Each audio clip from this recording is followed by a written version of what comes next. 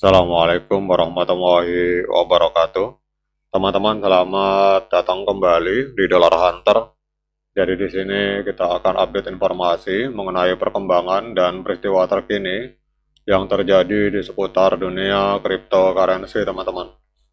Namun seperti biasa, sebelum kita berbicara tentang dunia kripto, mari hari ini kita berdoa bersama-sama, memohon pada Allah agar kita semua senantiasa diberikan nikmat berupa kesehatan dan juga diberikan keberkahan dalam setiap rezeki yang kita terima pada hari ini, teman-teman. Oke, teman-teman, hari ini kita akan update informasi mengenai Dogecoin. Ini kita lihat Dogecoin hari ini mengalami kenaikan cukup signifikan sebesar 2,29%, diperdagangkan di angka 0,1418 US dollar, teman-teman.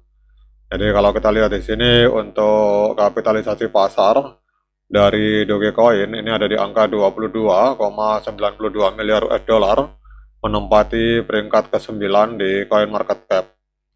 Kemudian untuk volume transaksi dalam 24 jam ini mengalami kenaikan 8%, mencapai angka 1,15 miliar US dollar, teman-teman. Kemudian untuk supply total dari Dogecoin di angka 161,62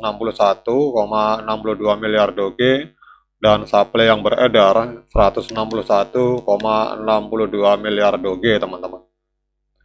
Kemudian yang berikutnya kita lihat untuk harga tertinggi sepanjang masa Doge ini pada tanggal 8 Mei 2021, kurang lebih 5 tahun yang lalu, Doge sempat menembus harga 0,7376 US dollar, teman-teman. Jadi kalau kita melihat dari harga tertinggi sepanjang masa, berarti harga hari ini 0,1418, ini Doge sedang diskon 80%, teman-teman.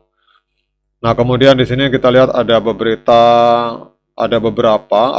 berita terbaru tentang perkembangan dari Dogecoin. Jadi kita lihat ada Robinhood ini, teman-teman. Ini Robinhood salah satu market terbesar di Amerika Serikat. Ini meluncurkan fitur dengan leverage 7 kali pada tanggal 8 Desember kemarin 2025. Jadi Robinhood ini memperluas penawaran derivatif kripto di market Uni Eropa dengan menghadirkan fitur perpetual leverage 7 kali untuk Doge, XRP, dan Solana, teman-teman.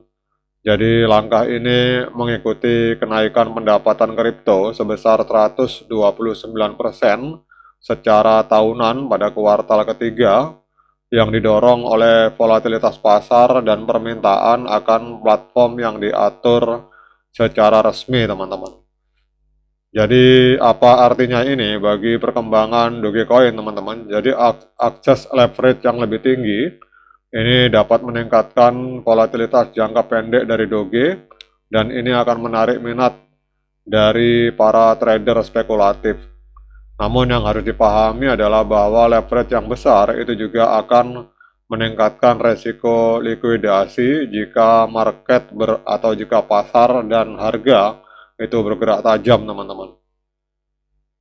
Kemudian untuk pembaharuan terbaru mengenai ETF spot Dogecoin dari Grayscale yang diluncurkan pada tanggal 24 November itu mencatatkan adanya volume perdagangan sebesar 1,4 juta US dollar pada hari pertama, teman-teman. Jadi pada tanggal 24 November ini mencatatkan 1,4 juta US dollar pada hari pertama dengan aliran dana masuk yang stabil, meskipun ETF kripto lain mengalami penarikan dana, teman-teman. Jadi minat ini terkait dengan adanya spekulasi bahwa Elon Musk itu akan mengintegrasikan pembayaran Doge di platform X, teman-teman. Wah, ini kalau Elon Musk ini benar-benar akan mengintegrasikan pembayaran Doge di platform Twitter, teman-teman, itu akan mendongkrak harga Doge